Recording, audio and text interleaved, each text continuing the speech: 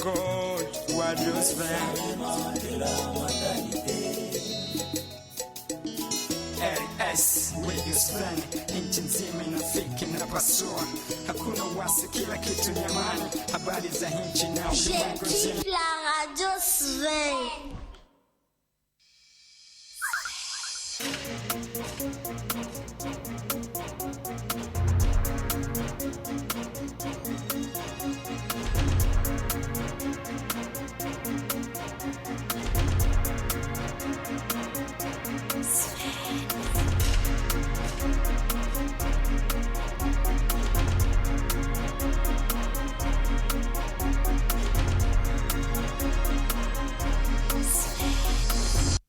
Ni wakati wa kuifuata taarifa ya habari kwenye Radio Sven. Ni wakati wa kuifuata taarifa ya habari kwenye Radio Sven. Radio Sven. Radio Sven.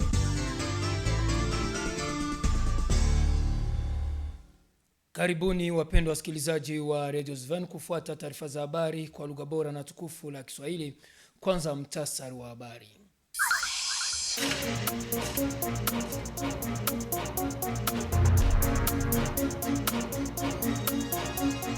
Kwa mtasari wa habari utafahamisha kwamba mtu mmoja aliuawa na watu wenye hasira kali. Ilikuwa hii siku ya kwanza tariki 8 mnamo kijiji cha Nshebei tukiwa Pamiti wilayani Kabare. Mengi ni katika taarifa hizi za habari. Na nyumba zaidi ya 100 ziliweza basi kuteketea kupitia ajali ya moto mchana ya hii siku ya pili tariki 9 pa Kasimu na pa Kareji tukiwa basi mnamo kata Chahi hapa mjini Bukavu.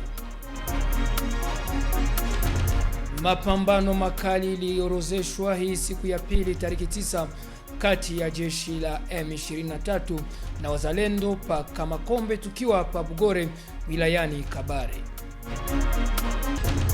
Tutazungumzia vile vile habari za siasa tukiwafahamisha kwamba muungano ya wapinzani C64 imearihisha siku ya kuweka basi mashtaka zidi ya presidenti wa nchi tukimtaja Felix Antoine Tshisekedi, wakimulaumu basi kutaka kubadili katiba. Mimi ni Bagbagenda kwa utangazaji, nimesaidiwa ngambo ufundi naye Jean Karagomba, vile vile Patrice Maregane.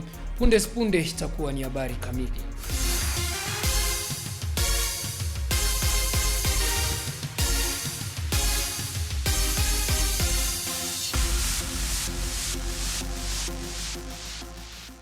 Kama vile tuliweza kusema kwenye mtasari wa habari, mtu mmoja aliuawa na watu wenye hasira. Ilikuwa hii siku ya kwanza tariki 8 mnamo kijiji cha Shembei tukiwa basi Pamiti wilayani Kabare. Kulingana na duru la mahali, ni mwanamke mmoja ndiye aliweza basi kuuawa kisha kumutaja kuwa ni mlozi. Shirika la raia la Mdusa hulaumu hali hii na kuomba raia kuacha basi kuendesha mambo kama na yale ya kujilipishia kisasi. Bertin Migabo akiwa kiongozi wa shirika la raia ameeleza mengi kwenye mike ya redio ya kwenyu.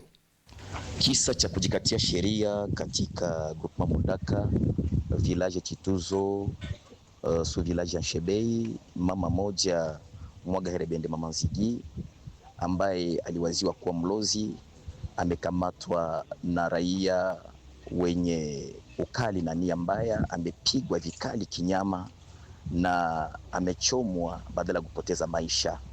Shirika la raia ina huzuni kubwa sana kabisa kuweza kutana mambo ya kinyama inafanyika. Tunaomba watu wanapoona mambo kama na haya, ni vizuri kabisa kuweza kupeleka watu kwenye serikali kusudi serikali ajue ni nini hakiendeki, sababu hii mambo si mambo mazuri.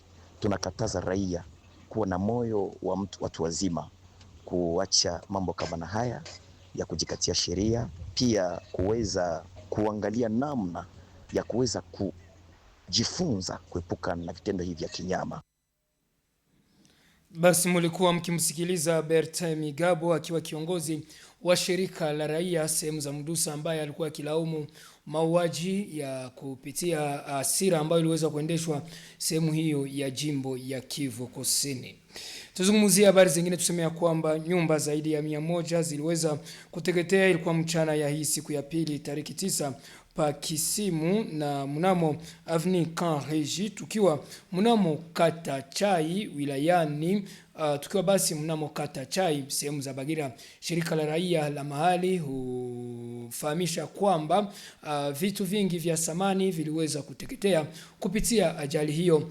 Wao hushukuru raia ambao waliweza kujitoa kwa lengo ya kuzima moto, pia gari za kuzima moto ambazo ziliweza kujielekeza sehemu hiyo. Hasi tufahamisha kwamba hadi sasa chanzo ya ajali hiyo bado kujulikana. Tumsikilize Shukuru Lweka akiwa kiongozi wa shirika la raia Pachai akieleza mengi.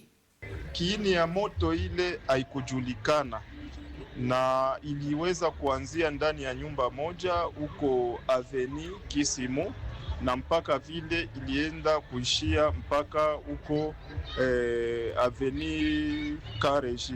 Ila tunasema kama zaidi ya nyumba 100 zimeweza kulungula na kulikuwa ambazo zilibomolewa kwa kuepuka moto isiendelee kulunguza zingine manyumba. Ila tunaweza sema kama hakuna mtu ambaye aliyepotea ama kufariki, ila vitu mingi iliweza kupotea na vitu ya mingi kabisa haikuweza kuonekana, ila hakuna mtu ambaye aliyefariki kwenye moto ile. Lakini tunasema kwanza tuna nguvu za vijana ambao waliweza kujitolea kwa kuzima moto hiyo, hata na wakaaji wote wa huko Chai ambao walifika kabisa kwa kuangalia gisi ya kuweza kutia nguvu fasi moya. Tufahamishe tena ya kwamba mapambano makali iliorezeshwa ilikuwa siku ya pili tariki 9 kati ya jeshi ya M23 na wazalendo pa Kamakombe tukiwa pa Bugore wilayani Kabare. Duru la mahali hufahamisha kwamba milio ya bomu na silaha nzito nzito ziliweza basi kusikilika asubuhi mapema ya hii siku ya pili. Wakaaji wengi walikimbia basi makao na kujielekeza sehemu ambamo wauzani kwamba kunaweza kupatikana amani. Mapambano haya yalizuia pia shule la mahali kuweza kufungua milango. Shirika la raia huomba wakuu viongozi kuendesha mbinu zote ziwezekanazo ili kuweza kutizama namna gani wanaweza kurejesha amani sehemu hii ya jimbo ya Kivu Kusini. Tuzungumzia tu habari ya mapambano, tufahamisha kwamba kundi la M23 limelaumu shambulizi wanaokuwa wahanga mnamo wilaya ya Misisi jimboni Kivu Kaskazini. Kulingana na ujumbe aliyoweka rasmi Lawrence Kanyuka akiwa basi mnenaji wa M23, aliweza kueleza ya kwamba silaha nzito nzito ziliweza kusikilika pa Gasenyi. Watu wawili waliweza kufariki na wengine kujeruhiwa vikali. Shambulizi basi ziliweza kuorozeshwa pia pa Gakenge na Rugezi na Mikenke, tukijulishwa na Lawrence Kanyuka ambaye ameendelea kulaumu shambulizi hizi zinazolenga raia sehemu hii ya Jamhuri ya Kidemokrasia ya Kongo. Wao hunena kwamba ijapokuwa vurugu ambayo imekuwa ikiletwa na jeshi la FARDC, wataendelea kulinda raia na mali yake kama vile imekuwa lengo ya chama ya kwao wakiitaja M23. Unaifuata ni za Kiswahili ya Radio Sven. Punde tutaendelea na taarifa zetu za habari.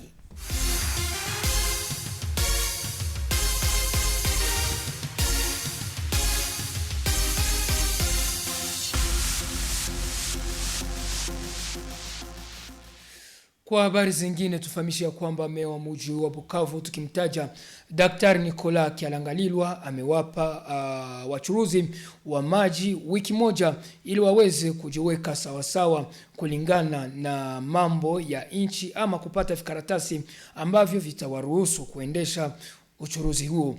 aliyanena kupitia kibarua ambacho aliweza kukiweka rasmi, akifahamisha ya kwamba kupitia kibarua chake meya wa mji huhakikisha kwamba wachuruzi hawa wamelazimishwa kuwa na vikaratasi ambavyo vimewaruhusu kuendesha uchuruzi wa maji mnamo mji wa Bukavu. Yeye hutaja kama vile lori ambazo zimekuwa na tenki ya maji, vile vile wale ambao wamekuwa wakiuzisha maji kutoka ndani ya udongo. Yeye hufahamisha kwamba kuendesha kazi hiyo imeombwa kuwa na vikaratasi ambavyo vimewaruhusu ili wasiweze kupatia wakaaji maji ambayo haiko safi.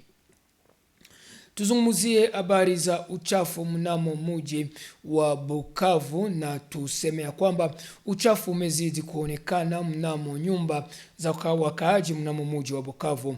Wakaaji hunena kwamba shirika ambazo zilikuwa zikihusika na kuondoa uchafu haziendeshi tena kazi vizuri, na zimekuwa basi siku nyingi hazipiti kwenye upango kuondoa uchafu, hali ambayo imetuma uchafu kuwa nyingi nyumbani na kuhatarisha wakaaji na magonjwa inayolingana na mambo haya. Murula Matumbiko akiwa kiongozi wa shirika la raia la Ibanda huomba viongozi kuendesha mbinu zote ziwezekanazo ili uchafu uweze kuondoshwa mnamo nyumba za wakaaji. Tumsikilize akieleza mengi kunako maike yake Sifa Zialirwa. Kwa kweli teza sema kwamba kisha kuzunguruka ndani ya vile ya Bukavu tumekuta kwamba kuna kuwa mauchafu fasi yote, na inatushangaza kuona kila salongo kufanyika kuna kuwa uchafu ambazo zinabakia. Unakuta ni bilima ya uchafu kando kando ya barabara, ndani ya maaveni, ndani ya makata, na hiyo mauchafu utakuta tutakuwa evacuer après 5 jours 4 jours. Na kwa kweli shetu tunakuta kwamba ile mauchafu ni menace kwa population, kwa kweli ni expose kwa magonjwa mbalimbali. Ndio maana tunaalika maire de la ville angalie nini ataweza fanya mu urgence ili kwamba hiyo madeshe ikuwe evacuer, kwa kuwa na ya kama il faut que prévenir. Tuko msezo sèche, kama maire a réagir, population itakuwa victime ya maladie des mains sales. Na kwetu sisi kama vile shirika la raia tunaambia maire aitishe ile organisation ambazo zinamsaidia kuevacuer madeshe, awaulize nini ambayo aiendeke, japokuwa hiyo organisation ziko napokea 2000 francs par ménage kusema ni ya kuevacuer madeshe, mais deshe ziko pale pale. Tunakuta sasa vile inakuwa sous forme ya escroquerie. Ndio maana tunaalika maire de la ville angalie namna gani atajimpliquer, namna gani ataitisha wale wa responsable ile ya ile organisation evacuation, ili kwamba wakokote masikio yeye kama deshe fasi ya deshe ni kudepotoire, hapana katikati ya wakaaji ama kando kando ya barabara. Tuongeze kunena kwamba mnamo sehemu zingine za mji wa Bukavu shirika hizi ambazo zimekuwa na lengo ya kuondoa uchafu zimekuwa zikichukua $5 na uchafu basi imekuwa kibaki mnamo nyumba za raia. Tuzungumzie habari za kisiasa mnamo taarifa hizi, na tufahamisha kwamba mpinzani Moise Katumbi hupinga katakata kubadilishwa kwa katiba nchini Jamhuri ya Kidemokrasia ya Kongo. Alipoujiwa na Deutsche Welle, Katumbi aliweza basi kuhakikisha kuwa wanaokuwa nyuma ya mradi ya kubadili katiba hawatafaulu kamwe mradi huu ambao wamekuwa wakiendesha. Yeye hunena kwamba wataendelea kupinga katakata mambo kama na yale hadi mwisho. Ameongeza kufahamisha kwamba watakuwa wakiendesha maandamano na ingine vitu kwa lengo ya kusukuma ambao wamekuwa na madaraka kwa sasa kutokuweza kufaulu kwa hiyo mradi ya kutafuta kubadili katiba mnamo Jamhuri ya Kidemokrasia ya Kongo na kuweza kumpatia President Felix Antoine Tshisekedi muhula wa 3. Tuendeleshe habari hizi za kisiasa. Tuseme ya kwamba muungano ya wapinzani C64 imeahirisha siku ya kuweka mashtaka dhidi ya presidenti wa Jamhuri ya Kidemokrasia ya Kongo, tukimtaja Felix Antoine Tshisekedi, wakimlaumu kutaka kubadili katiba. Kupitia basi kibarua chao, wao hunena ya kwamba wameahirisha kwa lengo ya kuweka ndani ya kibarua chao cha mashtaka vingine vipengele ambavyo vimekuwa kabisa na mashtaka nyingi dhidi ya presidenti wa Jamhuri ya Demokrasia ya Kongo. Kupitia tu kibarua kile, C64 huhakikisha kwamba wataendelea kupinga katakata kubadilishwa kwa katiba mnamo Jamhuri ya Kidemokrasia ya Kongo kwa kuendesha maandamano ya amani popote nchini humo. Tukumbushe ya kuwa wapinzani kama Martin Fayulu, Jean-Marc Kabunda, Moise Katumbi, Matata Mponyo na Delice Sanga ndio waliweza kusaini kibarua hiki kia C64.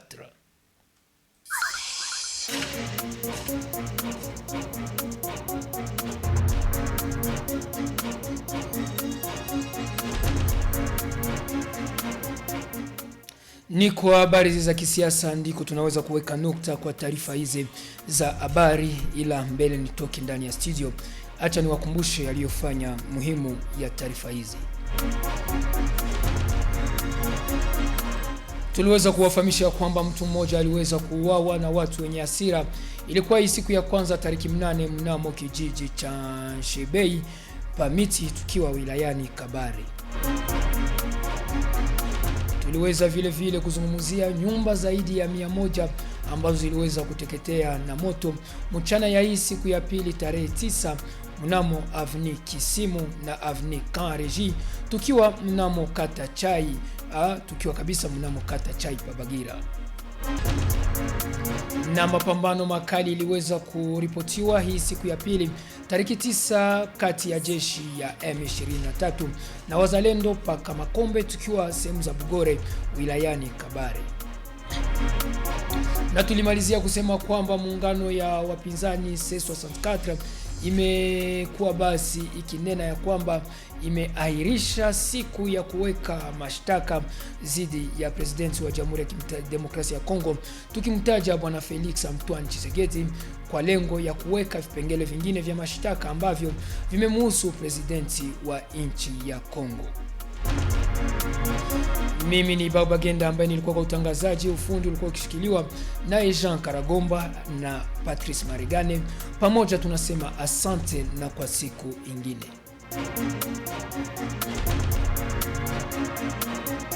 Sven.